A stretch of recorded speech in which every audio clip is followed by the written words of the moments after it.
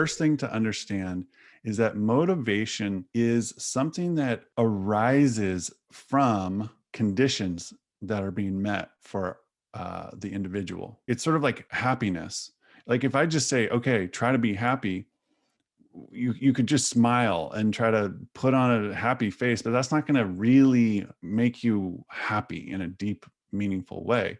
It's sort of just pretending to be happy. And most of what we do with motivation is just we try to force ourselves to do things, which is sort of the same thing as just putting on a fake smile. When we're forcing ourselves to do something, we're not actually motivated to do that. We're just sort of attempting to motivate. So it turns out that motivation is much more wrapped up and linked into our fundamental well being. When we're feeling good, we're going to be more motivated because our energy is going to be up. We're going to be filled with vitality. If you think about the opposite of this, if you feel depressed, someone who's very depressed is someone who can't get out of bed. They can't motivate because they have no energy. So the first question we need to ask about motivation is, how do we cultivate well-being? How do we increase our energy so that we have this reservoir of energy to go out and take action? Well, humans are kind of simple creatures. We have three fundamental human needs, psychological needs, that when they get met, we feel happier, we feel more energized, and we have more motivation. So, what are those three needs? The first one is relatedness. This is something that, as an educator, we can really lean into. We are inextricably intertwined with our students. We have relationships with them. So, the question is, what's the quality of those relationships? Are we being supportive? Are we being encouraging? Are we being helpful or not? If you ask any student which classes they do better in and which classes they struggle more in, across the board, you're going to find kids say they do better when they like their teachers and when their teachers like them. That's a relatedness factor. So we want to really focus on cultivating meaningful, supportive relationships, and that's going to increase motivation. A second one is autonomy.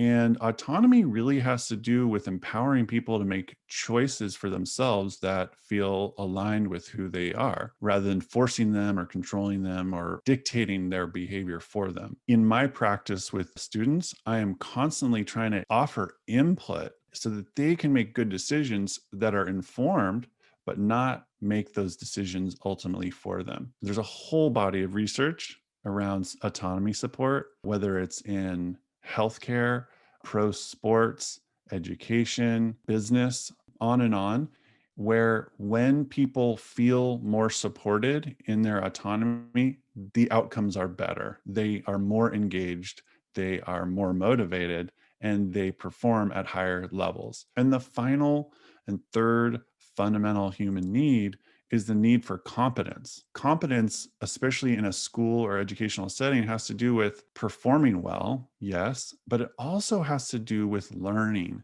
The best thing I can say, the simplest core idea about supporting competence is about scaffolding instruction in an appropriate way. If people can learn in a step-by-step manner at an appropriate level of challenge for them, then they can get it and they feel good about themselves, and it increases their motivation and it builds a positive cycle.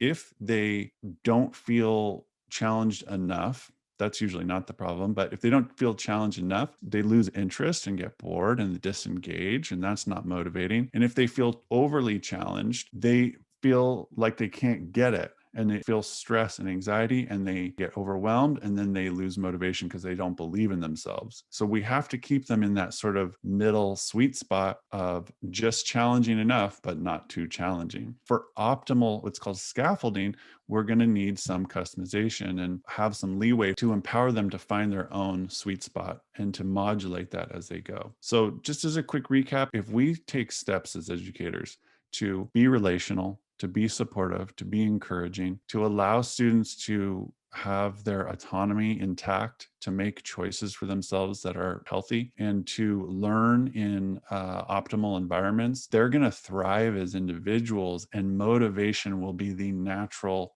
outcome. When we meet people's needs, when we help them get their needs met, they thrive and their motivation skyrockets.